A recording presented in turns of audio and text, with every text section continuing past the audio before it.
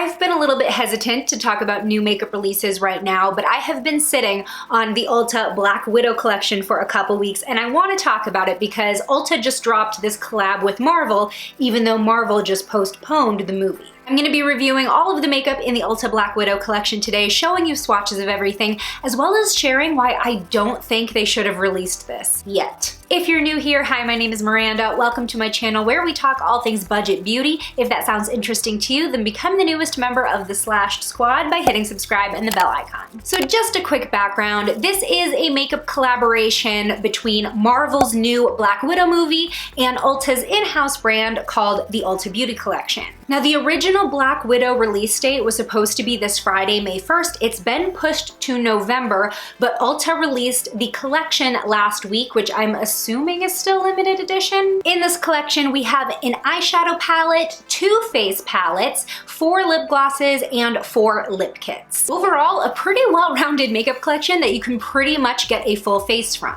Let's start with the Ulta Black Widow eyeshadow palette though, because I think this is the star of the collection. This will run you $20 and features 12 eyeshadow shades. Now, as you can see, it is a predominantly warm neutral palette, but we do have some strong pops of color. Now, I've been a fan of the Ulta Beauty Collection eyeshadows for a while. I even wore one of their palettes on my wedding day. And the formula in this palette is not any different than I remember. The mattes are creamy, easy to blend, really pigmented. Now, they are on the softer side, so you'll get kickback in the pan if you're jamming your brush in, and you may experience a little bit of fallout, but overall, I really like the texture of these mattes. And these satin shimmer shades are very smooth, easy to build up for intensity. Now, the one shade that I was a little underwhelmed with in this palette was the one called Power.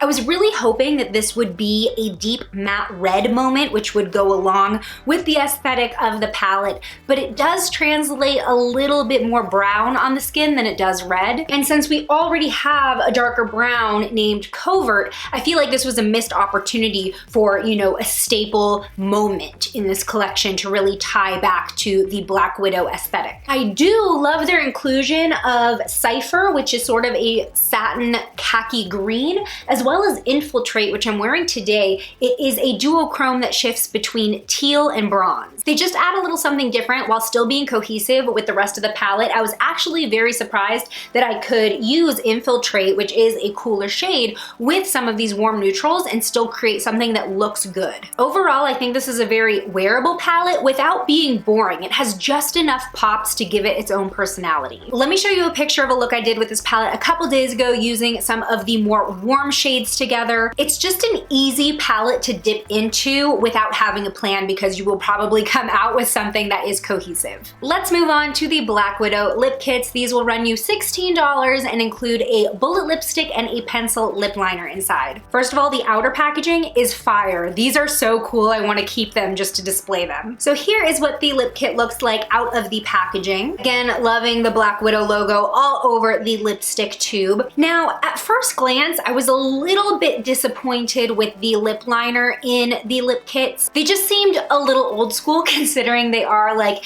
a very classic wooden pencil that you sharpen. The lip liner formula itself is pretty decent, if not just a tad dry, but I know that that's usually a good thing when it comes to lip liner because it'll give your lipstick something to stick to and last longer. Now, on the other hand, the lipsticks in the lip kits are creamy, like surprisingly creamy. They feel pretty moisturizing and stay comfortable throughout the day. Eventually, the formula will dry down, but it's never completely transfer proof. With that said, the lasting power was actually pretty impressive. Here is a photo of me after eating a tri-tip dinner wearing one of these lipsticks. I was so surprised with how much color was left on my lips, I had to take a picture. I did, however, have to rub some color off of my chin a couple times after eating. Now, something else I want to point out about these lip kits that's a little bit annoying. First of all, if you buy more than one, it's very likely that you're going to get the bullet lipsticks and the lip liners confused as far as what matches what, because the lip liners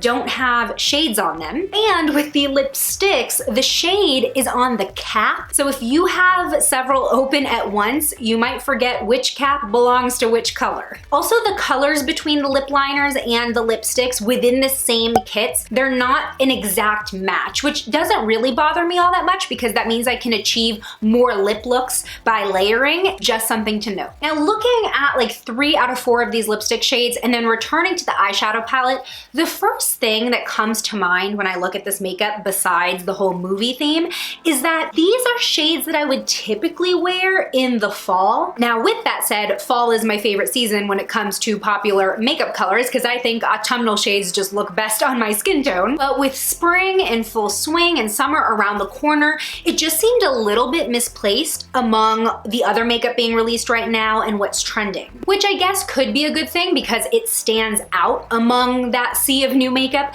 But let's consider this. The movie was just postponed to the fall. We have a makeup collection here full of beautiful fall colors. I'm just curious to see how successful this collection does as a spring/summer release instead of a fall one. Let me know what you think about it in the comments below. Let's go ahead and talk about the face palettes. These cost $16, and out of the whole collection, I feel like this is what a consumer would be able to use on a daily basis most. I was really happy that they did decide to make 2 versions, light and dark, with this. Now, I personally use the dark version because I do have medium skin. I don't think this would work on anybody much darker than medium tan. So each palette contains a bronzer, blush, and highlight, and I actually really liked this. They apply really nicely on the skin. They're buildable, they blend out to look very smooth. I do wish the highlight was a little bit stronger, but that's nothing a damp brush can't fix. Now, something that I did notice in the lighter palette, the blush shade looks a little bit more brown than it does pink.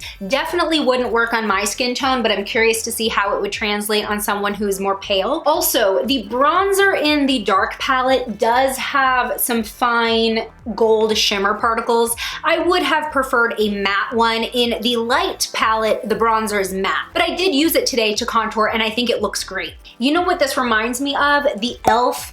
duo in St. Lucia, because that bronzer also has a little bit of shimmer in it, but I used that to contour for years and it looked beautiful. Finally, we have the lip glosses. So these will cost you $10 and they come in a tube, but the tube actually does have a doe foot applicator. Very happy about that. I was scared they were gonna be squeeze tubes and I'm like, no, Ulta, why? But they did not do us dirty like that. I was actually pleasantly surprised with these lip glosses and their pigmentation. Besides the one that's just clear with iridescent shimmer, the ones with color are actually pretty dang pigmented. I would say they're even more of a crossover between liquid lipstick and a gloss. They don't feel goopy at all. There's no stickiness. They actually feel very hydrating, and I'm really into these neutral shades, although I am glad that they stuck a powerful red in there. Now again, just an attention to detail thing, but the shade names of these lip glosses were on a sticker on the outer plastic wrap. So as soon as you open the lip gloss and throw away the shrink wrap, you no longer have the shade name on the packaging. So I had to like go on the website to look up what they were all called again so that I could film this. Now, in terms of pricing, these products are on par with the rest of the Ulta Beauty collection. And remember, because it's the store's in-house brand, you can use the trusty $3.50 off coupon that they always have on the website and in the app if you're spending more than $15 in your purchase. So don't forget. Overall, really digging the vibe of this collection. It's powerful but classic. You have enough everyday shades, but you can also make a statement. And if you're not into the makeup or you're just not looking to add new product to your collection, they do have a few of these really cute Black Widow themed makeup and toiletry bags that you can buy, as well as some really cool looking makeup brushes. I do not have those, but I'm kind of wishing they sent me those too. What do you think of the products in the Ulta Black Widow collection? And do you think they should have waited to release it at the same time as the movie? I want to know your thoughts in the comments below. Today's shout out goes to Lisa. Thanks for being a member of the Slash Squad. And join me over in this video next where I test out viral TikTok hacks. It gets pretty weird. I'll see you over there. Bye.